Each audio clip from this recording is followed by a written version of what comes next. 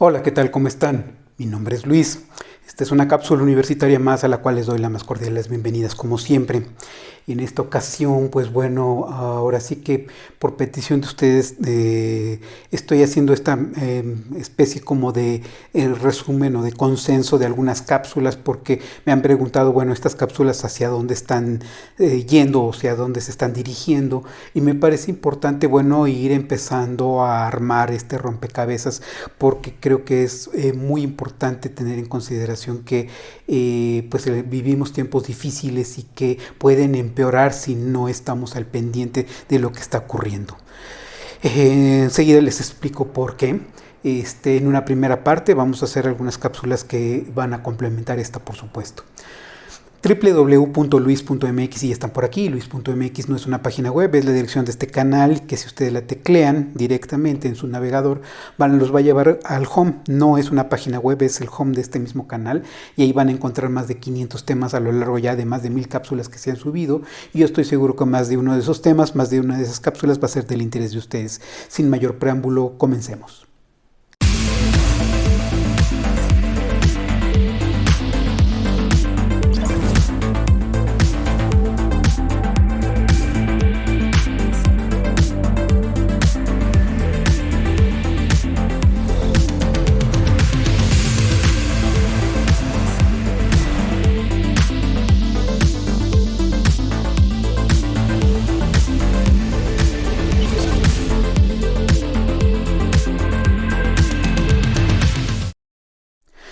Quienes son mis seguidores más lejanos y bueno, pues ya sabrán más o menos por dónde va este asunto. Quienes todavía no lo son, bueno, los invito a que le den un scroll al playlist de este mismo canal, un recorrido a esta misma lista de videos que hay aquí y se van a dar cuenta de los antecedentes de esta cápsula.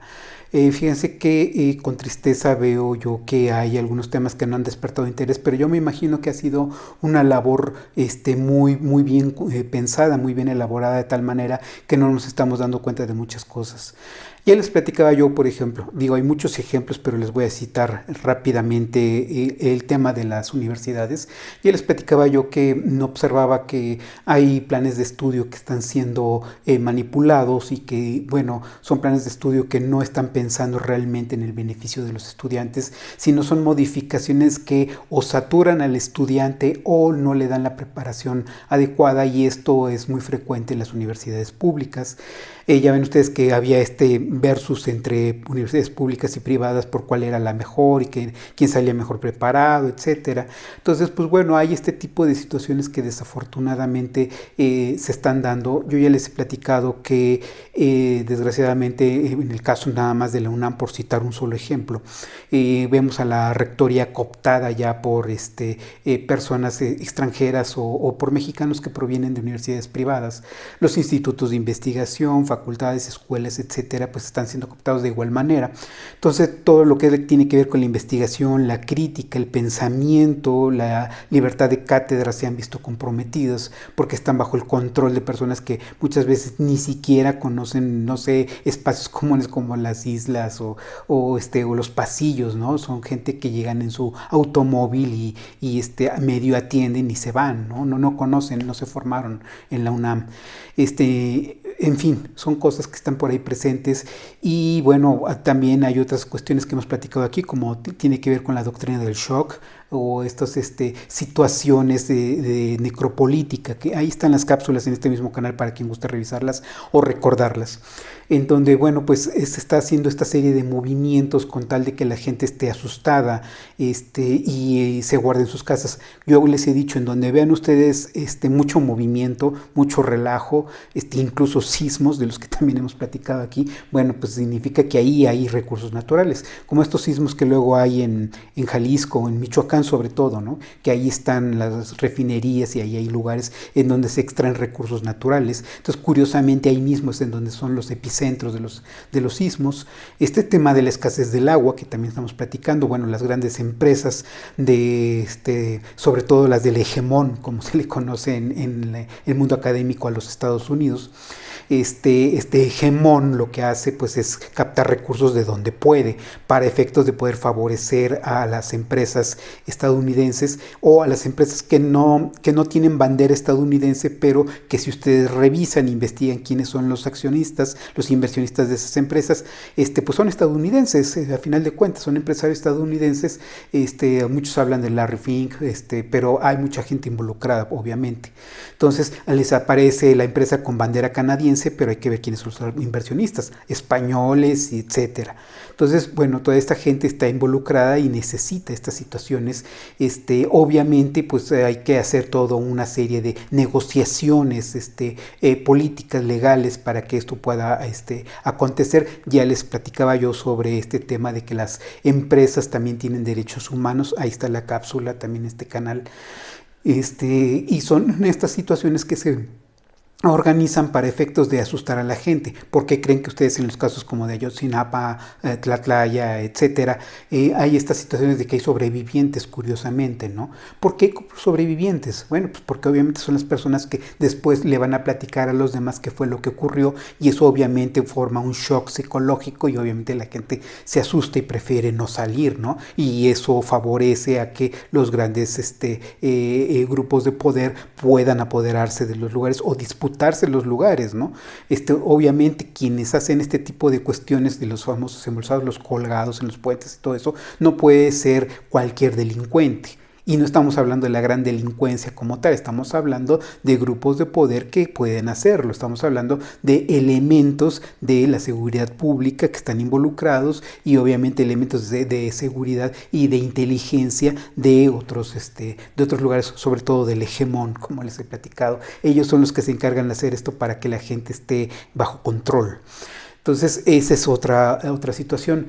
Y hay otras series de cuestiones con las que se está manejando esto, la mercadotecnia, los noticieros también son por medio de esas guerras mediáticas, cómo se inclinan hacia un lado o hacia otro, dependiendo de lo que se desea para que se pueda golpear al gobierno o se pueda favorecer a alguien, ¿no? Para determinadas situaciones.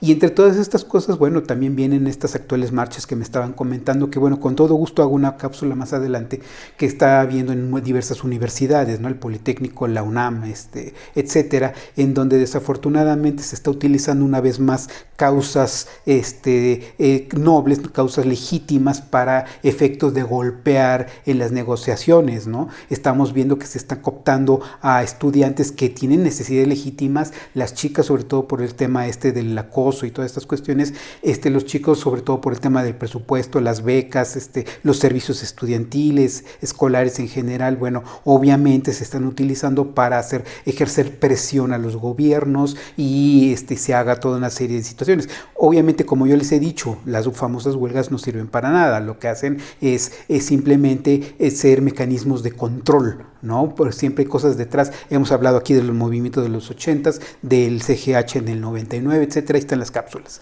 Y bueno, desafortunadamente también viene el tema de los derechos humanos, que desgraciadamente, bueno, como ustedes saben, yo soy estudioso de este tema. Desgraciadamente lo que se ve es que se utiliza el discurso de los derechos humanos para poder seguir adelante. Precisamente hace poco tuve oportunidad de escuchar una plática, parecía clase, pero bueno, una plática con una licenciada, ella es abogada, hablando sobre los mecanismos, sobre los pasos a seguir para la defensa, ¿no? El de litigio estratégico, como le llaman. A mí me parece que ni es litigio ni es estratégico, pero bueno, eso después lo platicamos. Y hablaba mucho de sus logros y de cómo había hecho justicia, etcétera. Yo lo único que estaba viendo es que dentro de su entusiasmo le faltaba análisis que muchas veces nos hace falta a todos, porque a veces nos enfocamos tanto en la defensa de derechos humanos que no nos damos cuenta de las cosas que hay detrás. Y precisamente concatenado con lo que les estoy diciendo, actualmente en la Corte se está haciendo una discusión precisamente sobre este tema de los derechos humanos y qué es lo que debe de prevalecer frente a nuestra Constitución, que por cierto esa es cápsula que también voy a hacer más adelante para quien guste suscribirse o dejarme sus comentarios. Esa cápsula ya en los próximos días la subo, en donde hay esta situación en donde de acuerdo con el principio de convencionalidad, bueno, en los casos en que la Constitución no sea suficiente, los convenios internacionales entran para efectos de poder defender derechos humanos. Lo que mucha gente no se da cuenta es que no es un complemento. Lo que están haciendo con este principio de convencionalidad es tratar de que esos convenios o esos tratados internacionales se queden por encima de las leyes locales. No las están complementando y eso es lo que no están viendo. Entonces lo que están haciendo es que ante las carencias, supuestas carencias, hay que poner algo que complemente, pero en realidad se está encimando porque ya no estás acatando lo que te dice la Constitución, estás acatando lo que dice el convenio, ¿no? Entonces, eso se está discutiendo en la Corte y no es que se esté poniendo el gobierno mexicano más listo. Lo que están haciendo es tratar de tener mucho cuidado porque bajo el principio de convencionalidad nos pueden invadir.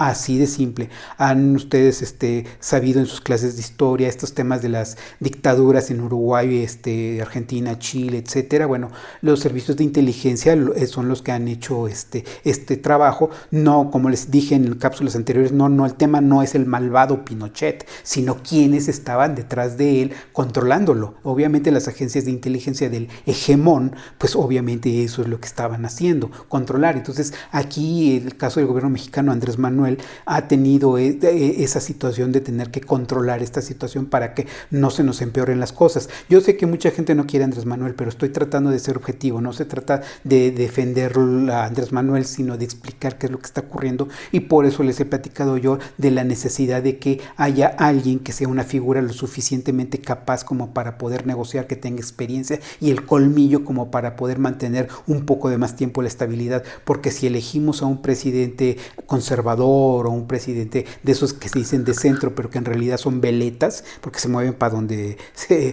sopla el viento, vamos a tener problemas. Entonces hay que elegir a alguien que sea lo adecuado. Yo estaba comentándoles en cápsulas anteriores sobre estos candidatos. Me parece que candidatos como Claudia, como Ricardo Monreal, son gente muy capaz, pero les falta federalizarse. Este secretario de Gobernación que tenemos no tiene el perfil que les he comentado, y me parece que en este momento, hasta ahora, y en mi opinión, el único que está cumpliendo con estos requisitos que estamos necesitando rumbo al futuro es Marcelo Ebrard. Pero bueno, lo podemos discutir. Ahí está la cápsula respectiva para quien guste revisarla.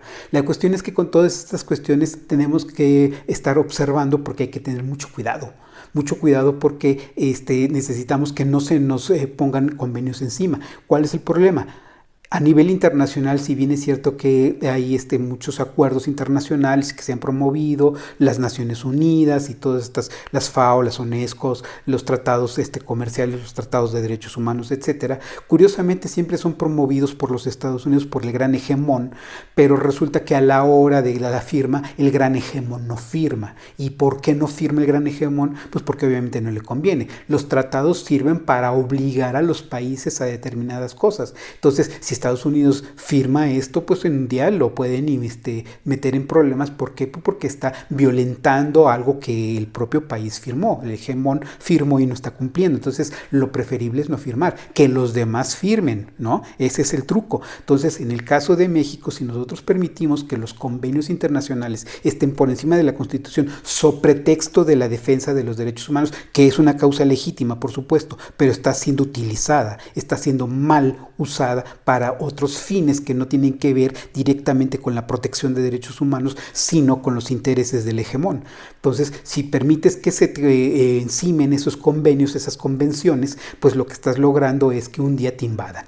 Así de simple, te intervengan, te ponen un dictador y se acabó el problema. Y ahorita que el gran hegemón está necesitando recursos más que nunca para poder competir con el bloque de la Unión Europea, para poder competir con el bloque de los tigres asiáticos, para poder competir ahorita con Rusia, ¿no? Que tienen este problema, con los chinos. Entonces hay que controlar todo lo que tiene que ver con los recursos. Por eso es que América para los americanos, ¿no? Esta famosa doctrina Monroe que ya tiene años.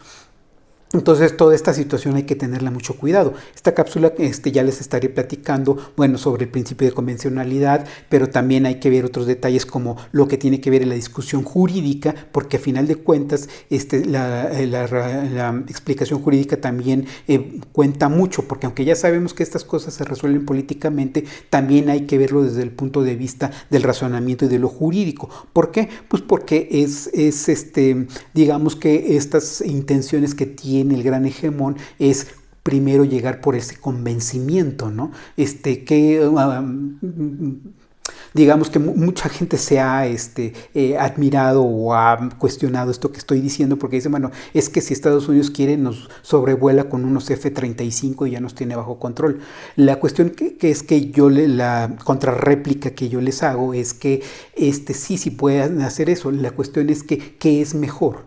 ¿Someter a alguien por la fuerza o por medio del convencimiento?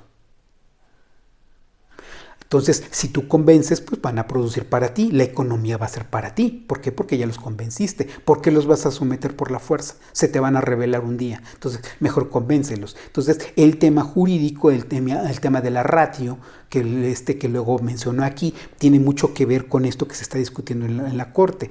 Este sistema de precedentes no puede ser pura, porque si nada más te atienes a los precedentes, que ese es uno de los defectos de este tema de derechos humanos, puedes provocar ciertos problemas porque no estás revisando el caso concreto. Quieres resolver todos los casos por medio de un precedente. Entonces, eso es lo que ayuda a que se coloque el tema de la convencionalidad por encima de la Constitución. Entonces, ya hemos hablado aquí del principio de constitucionalidad, de supremacía constitucional en cápsulas anteriores, para quien guste revisarlo. Vamos a hablar en cápsula siguiente lo que tiene que ver con la ratio, con los obiteres y con esta situación del control de la Corte, etcétera. Lo vamos a seguir hablando porque es muy importante esta situación. Entonces, tener mucho cuidado con estas situaciones.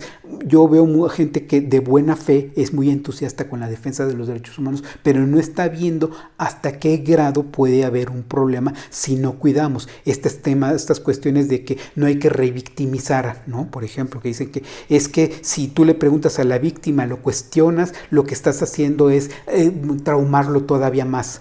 Lo que no están observando es que si adoptamos la política del yo sí te creo, entonces significa que cualquiera se te puede poner, que sea muy buena actriz, muy buen actor, se te puede poner encima, y como no lo puedes, encima de tus argumentos, pues, como no lo puedes controlar, no lo puedes cuestionar, porque si no lo revictimizas, entonces hay que creerle, y si le crees y luego aplicas principio de convencionalidad, lo único que estás haciendo es cederle poder a esos principios de convencionalidad, y el día que no acates esos principios de convencionalidad te van a invadir. Eso es completamente seguro. En fin, que todos estos mecanismos solamente son algunos. Hay varios mecanismos que todavía me falta por tocar y que muchas veces no nos damos cuenta, pero tiene que ver con nuestra vida social, familiar, comercial, negocios, etcétera, con nuestra vida diaria, nada más que no nos damos cuenta. Entonces, quien quiera revisar las cápsulas anteriores en este mismo canal que se refieren a estos temas que ya hemos venido tocando, bueno, pues ahí están. Y quienes quieran darle seguimiento a este tema, en donde vamos a seguir hablando sobre estas situaciones, la Suprema Corte y los medios de control en general de la sociedad, bueno, pues ahí está el botón para que se suscriban y el espacio para que me dejen sus comentarios o las redes sociales que están ligadas a este canal.